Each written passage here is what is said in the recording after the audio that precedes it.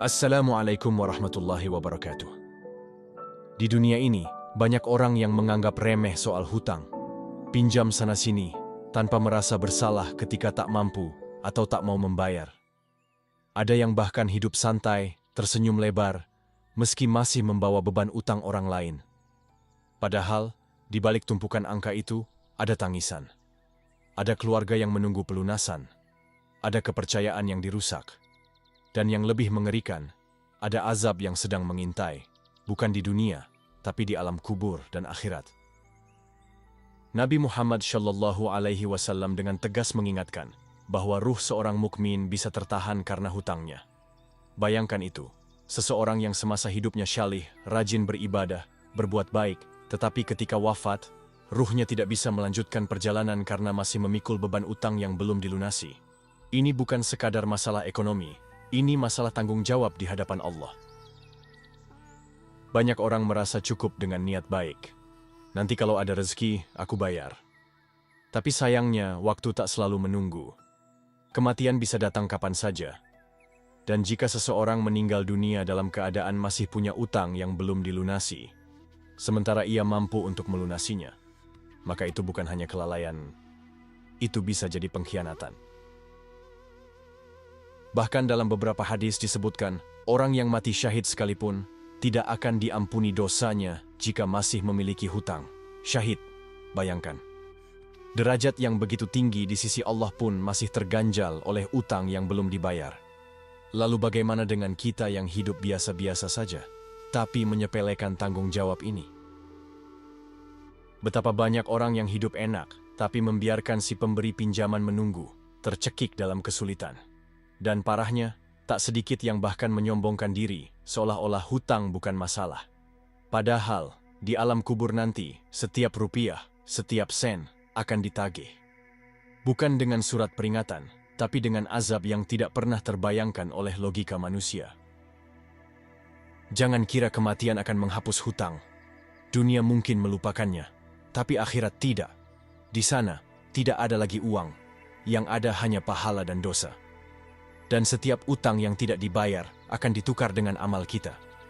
Kalau amal habis, maka dosa si pemberi hutang akan dipindahkan ke kita. Na'udzubillah. Masihkah kita tenang berjalan, tidur nyenyak, tertawa bahagia, sementara ada hak orang lain yang belum kita kembalikan?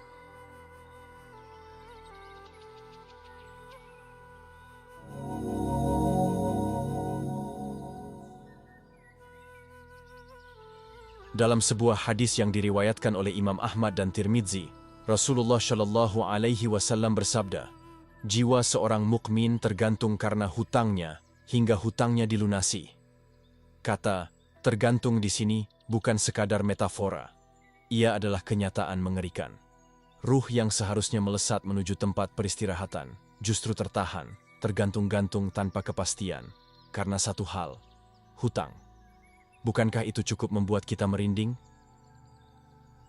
Bayangkan, seseorang yang telah dimandikan, dikafani, disalatkan dengan ribuan jamaah, dimakamkan dengan air mata keluarga.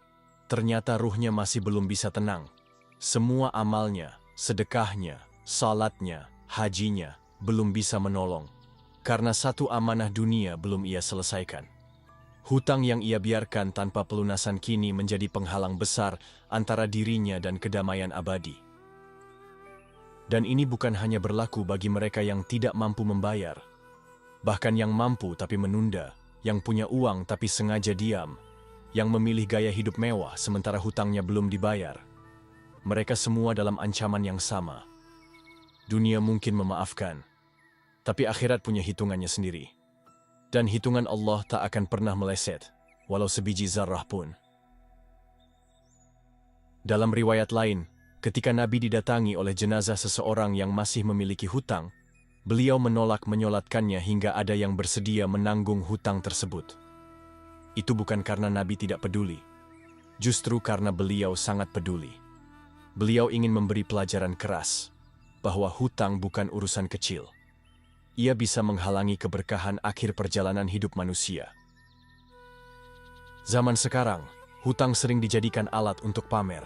Cicil barang branded, beli gadget baru, jalan-jalan demi konten, Semua dikejar dengan hutang, tapi ketika waktu menagih, mulut bungkam, tangan tak bergerak. Padahal, hutang itu janji, dan janji yang tidak ditepati adalah ciri orang munafik.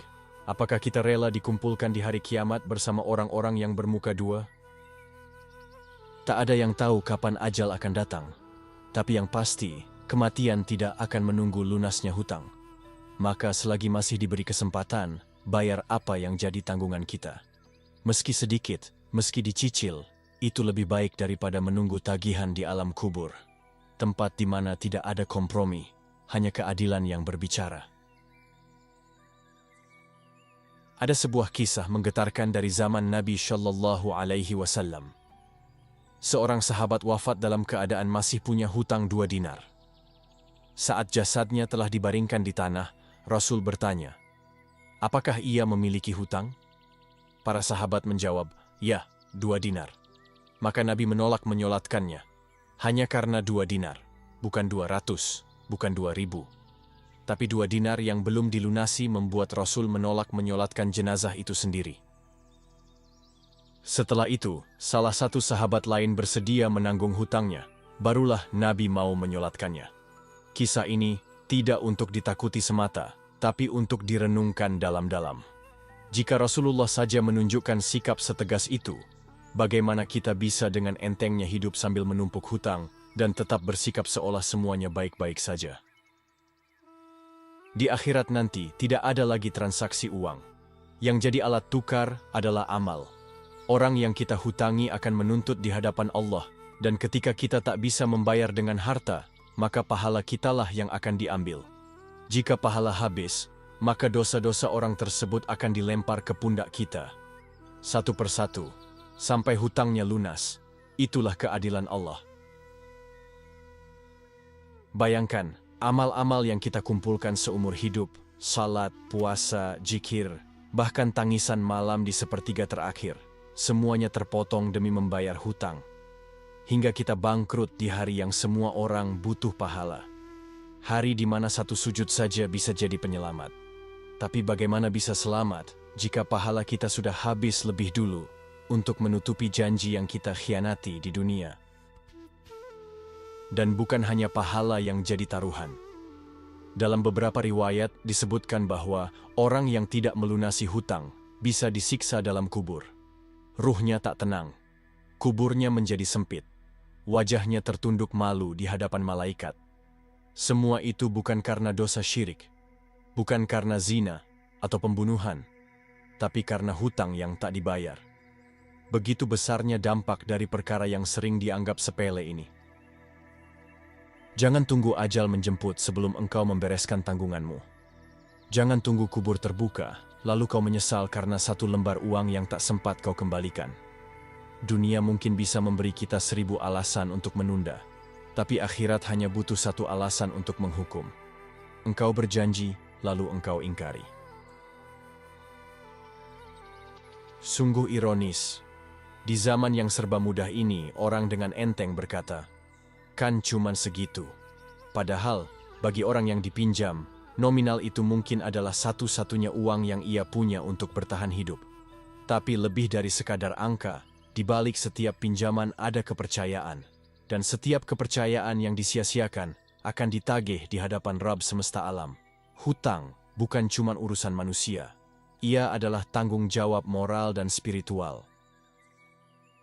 Berapa banyak orang yang terjebak dalam lilitan utang bukan karena kebutuhan, tapi karena gaya hidup, demi gengsi, demi terlihat hebat, demi pujian semu dari orang-orang yang bahkan tak peduli ketika kita jatuh. Dan ketika semua itu berakhir, yang tersisa hanyalah beban. Dunia terasa sesak, dan jika ajal datang, beban itu dibawa ke alam barzakh. Tidak ditinggal, tidak dilupakan, tapi diadili.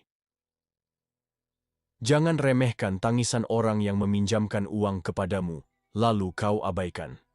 Jangan anggap enteng doa orang yang merasa dizalimi karena haknya kau tahan.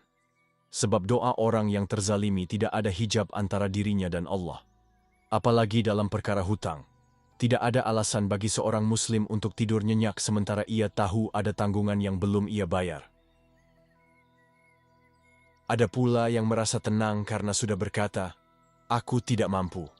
Padahal sebenarnya ia bisa, hanya saja tidak mau mengatur keuangan dengan benar. Ada penghasilan, tapi digunakan untuk kebutuhan lain yang tidak lebih penting daripada membayar hutang.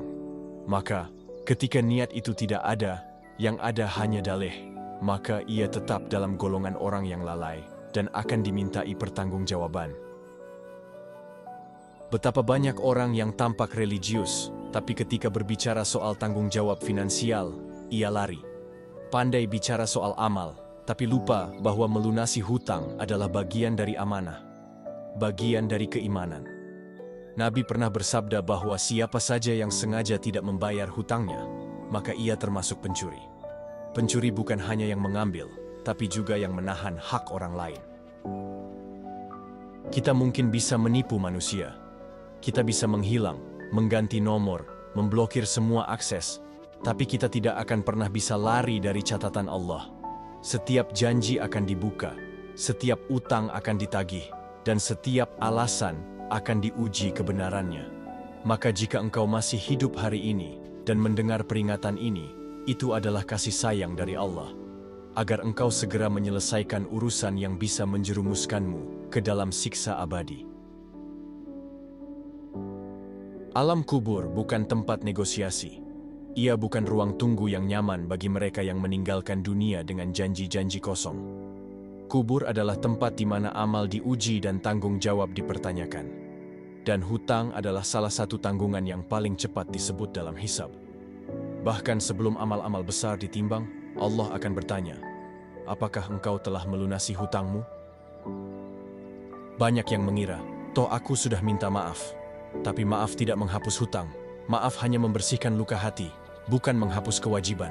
Bahkan jika orang yang meminjamkan sudah memaafkan, selama ia tidak dengan jelas menggugurkan haknya, maka hutang itu tetap ditulis di sisi Allah. Tak akan lenyap hanya karena waktu yang berlalu. Lebih menakutkan lagi, jika si pemberi pinjaman telah wafat terlebih dahulu sebelum hutang dibayar, maka urusannya menjadi 2 kali lipat berat. Sebab bukan hanya soal uang, tapi juga soal hak orang yang sudah tak bisa lagi menagih. Ia sudah berada di alam barzakh, dan satu-satunya cara untuk melunasi hutang itu adalah dengan kejujuran dan niat yang sungguh-sungguh dari pihak yang masih hidup. Kalau kita sadar betapa bahayanya perkara ini, tentu kita akan lebih berhati-hati dalam berutang dan lebih bersungguh-sungguh dalam membayar. Sebab, orang yang membawa hutang ke alam akhirat bagaikan memikul batu besar di punggungnya saat melewati jembatan sirat. Setiap langkahnya berat, setiap hembus napasnya tercekik, dan tak ada yang bisa membantu kecuali amal jujur yang ia lakukan semasa hidup. Adakah yang lebih menyedihkan daripada melihat orang yang kita cintai tersiksa dalam kuburnya hanya karena kita enggan membayar hutang padanya? Atau adakah yang lebih menakutkan daripada menjadi orang yang ruhnya tertahan, tak diterima langit, hanya karena janji dunia yang tidak kita tepati? Sungguh, ini bukan sekadar ancaman, ini adalah kenyataan yang sering kita abaikan. Selagi masih bisa berbicara, bergerak, dan menghitung sisa rezeki, bayarlah hutangmu. Jangan biarkan waktu mencuri kesempatan. Jangan tunggu tubuh terbujur, baru engkau sadar bahwa kau membawa beban besar yang tak bisa dibayar dengan apapun, selain dengan azab. Dunia ini fana, tapi tanggung jawab kita kekal sampai dibersihkan di hadapan Allah. Sahabat Islamic Reminder yang dirahmati Allah, jika hari ini engkau masih hidup, masih bisa membaca atau mendengar peringatan ini, maka bersyukurlah. Karena itu artinya Allah masih memberi waktu untuk memperbaiki. Masih ada detik-detik tersisa untuk melunasi apa yang menjadi bebanmu. Jangan tunggu esok.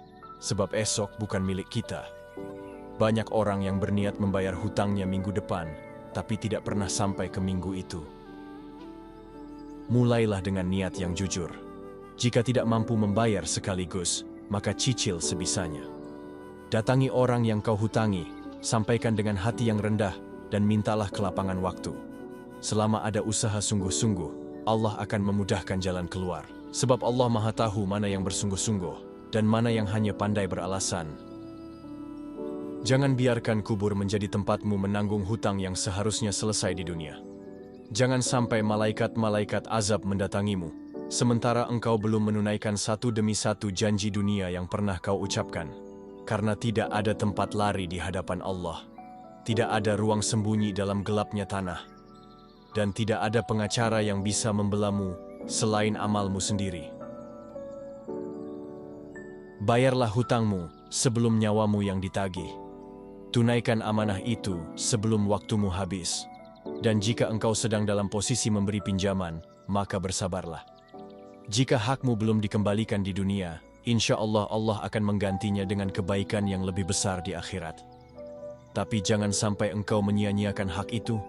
Tagih dengan cara yang baik, dan jangan biarkan ia lenyap begitu saja. Dan bagi siapapun yang telah menzalimi orang lain dalam urusan hutang, bertobatlah. Minta ampun kepada Allah. Minta maaf kepada yang bersangkutan. Bayar haknya, walaupun harus menahan kesenangan diri sendiri. Karena lebih baik menyesal sekarang dalam derai air mata, daripada menyesal nanti di tengah gelapnya liang kubur dengan dera azab yang tak bertepi. Jika video ini menyadarkanmu, jangan simpan sendiri. Sebarkan.